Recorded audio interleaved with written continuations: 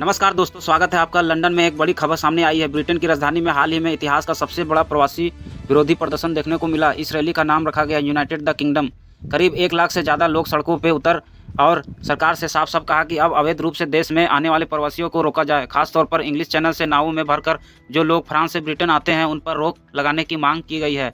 यही कारण है कि इस आंदोलन का नाम स्टॉप द बोट्स रखा गया। प्रदर्शनकारियों का कहना है कि ब्रिटेन ब्रिटिश लोगों के लिए होना चाहिए, बाहर से आने वाले लोगों के लिए नहीं। उनका डर यह है कि लगातार बढ़ रही प्रवासी आबादी, खासतौर पर मुस्लिम प्रवासियों की संख्या आने वाले समय में ब्रिटिश समाज में अल्पसंख्यक बना सकती है। आंकड़ों की माने तो ब्रिटेन की कुल आबादी लगभग 16% हिस्सा प्रवासियों का है और इसमें से सबसे बड़ी संख्या मुस्लिम देशों का है, जैसे पाकिस्तान, बांग्लादेश और मिडिल ईस्ट से आए लोगों की है। इस रैली का नेतृत्व किया टॉमी रॉबिन्सन ने, जो एक कट्टरपंथी इस्लाम विरोधी कार्यकर्ता माने जाते हैं। खास बात यह रही कि इस रैली को अमेरिका से बैठे एलोन मस्क का भी समर्थन मिला।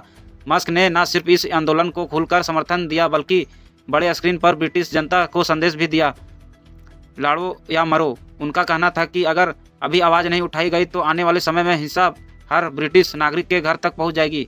प्रदर्शन के दौरान पुलिस और भीड़ के बीच टकराव भी देखने को मिला। लगभग 1600 से अधिक पुलिसकर्मियों हालत संभालने में लगे रहे।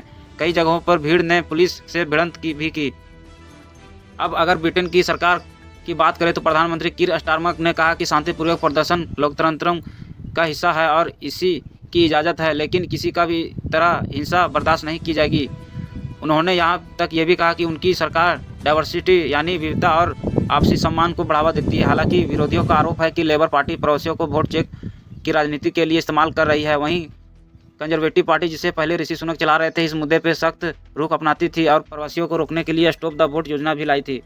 कुल मिलाकर दोस्तों, इससे पूरे घटनाक्रम से साफ है कि ब्रिटेन में प्रवासियों का मुद्दा अब जनता के गुस्से और सबसे बड़ा कारण बन गया है। लोग कह रहे हैं कि हमें अपना देश वापस चाहिए, हमें अपनी आज़ादी से बोलने का अधिकार वापस चाहिए। यह आंदोलन ब्रिटेन तक सीमित नहीं है, अब इसकी गूंज कनाडा तक भी पहुंच रही है, जहां कनाडा फर्स्ट जैसे नारे उठाने लगे और इसका असर आने वाले दिनों में और ज़्यादा तक फैल सकता है।